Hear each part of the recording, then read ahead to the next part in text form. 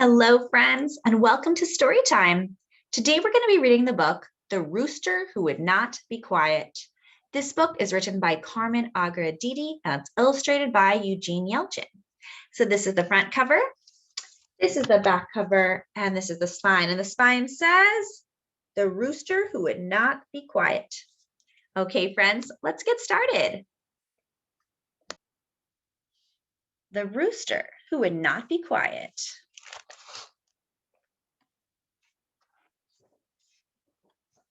This is the title page. Oh, I see a rooster, and I see some chicks, and I see a hen.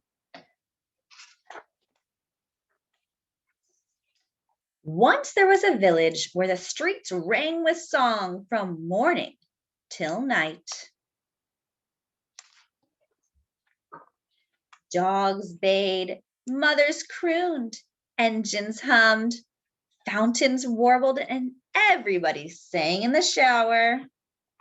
Wow, what do you see? I see musicians over here, a kid with a drum, a tea kettle, a taxi, an officer shouting out, a fountain, an accordion. I see so many people and so many things that can make a lot of noise. Everyone and everything had a song to sing. This made the village of La Paz very noisy. It was hard to hear. It was hard to sleep. It was hard to think. And no one knew what to do. So they fired the mayor. Like, these people have their hands over their ears. Even the dog does. Now, they were a very noisy village without a mayor. So they held an election. Only Don Pepe promised peace and quiet. He won by a landslide. The very next day, a very polite law appeared in the village square. No loud singing in public. Por favor. Things were getting better already. Here's a sign, vote for Don Pepe. But more laws still followed. No loud singing at home. No loud singing. No singing. Basta. Quiet already. Until finally, the noisy village of La Paz was silent as a tomb. Wow, look, here's a book of laws. And look, even the dog has to be quiet. Even the tea kettles were afraid to whistle. Look, the tea kettle is eyeing the mayor. It's too scared to whistle. Some people left the village singing loudly. Others stayed behind and learned to hum.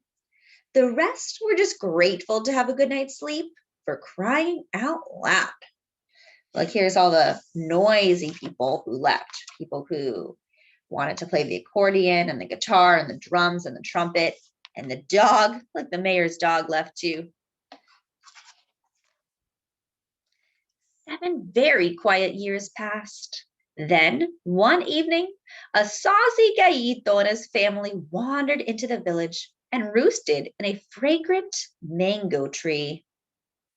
When the little rooster awoke the next morning, he did what roosters were born to do.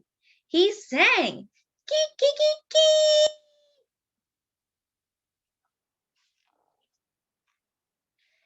As rotten luck would have it, the mango tree beneath the cranky mayor's window. Uh-oh, I think he's going to get a lot of trouble with the mayor. You there, growls Don Pepe. No singing, it's the law. Well, that's a silly law, said the merry gallito. Smell this sweet mango tree. How can I keep from singing? Humph, then I'll chop down that stinky tree, huffed Don Pepe. Will you sing then? The plucky gallito shrugged. I may sing a less cheerful song, but I will sing. And he did.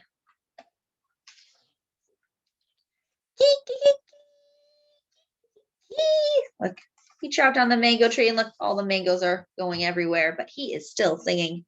That rooster will not be quiet. Still singing? Snapped Don Pepe. You have no tree, remember? I have no tree, said the gallito, but I have my hen and my chicks. How can I keep from singing? Will you sing if I throw you in a cage alone? Threatened Don Pepe. I may sing a lonelier song, said the stubborn gallito, but I will sing. And he did. Look, he's being carried away by the mayor. Look, he's in the cage, but he's still singing. Kee-kee-ree-KEE, kee-kee-ree-KEE. Why are you singing now? Growled Don Pepe. You have no hen and no chicks. No hen and chicks, the gallito sighed. But I have corn to eat. How can I keep from singing? And if you have no more corn, asked the mayor, I may sing a hungrier song, said the headstrong gallito, but I will sing. And he did. Now he has no corn, but he's still singing, Kee-kee-ree-KEE, kee-kee-ree-KEE. Look, the mayor's covering his ears. He's so frustrated. Aren't you hungry, you crazy bird? Wailed Don Pepe. Claro, of course, said the gallito. But if the sun can still shine despite the world's troubles, how can I keep from singing? And if you never see the sun again, snarled the mayor, and he ran for a blanket to cover the rooster's cage. I may sing a darker song, the brave gallito called after him, but I will sing. And he did. Oh my goodness, he's all in darkness, but he's still singing, Kee-kee-ree-KEE, kee-kee-ree-KEE. As the gallito's song echoed down the soundless streets of La Paz, it stirred an old familiar longing for a time when everyone and everything had a song to sing. Not so with Don Pepe. Singing gave him indigestion. Look, all the people are peering out. They're thinking, what can be making that noise? And meanwhile, inside the cage, Kee-kee-ree-KEE, kee-kee-ree-KEE, kee-kee-ree-KEE.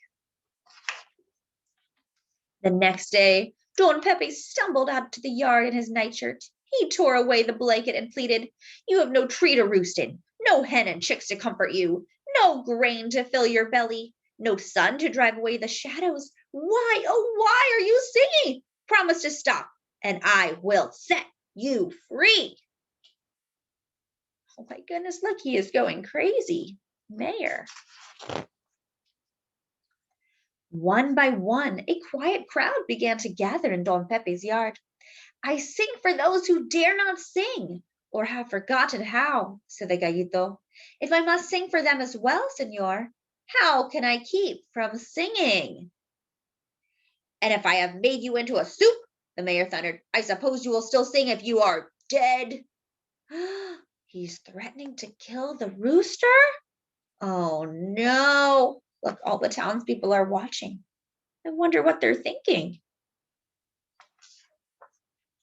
The entire village held its breath, waiting for the gallito's reply.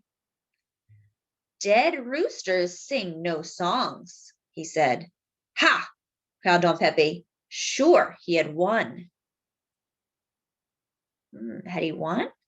Is he going to kill the rooster? But a song is louder than one noisy little rooster and stronger than one bully of a mayor, said the gallito, and it will never die so long as there is someone to sing it. And there was.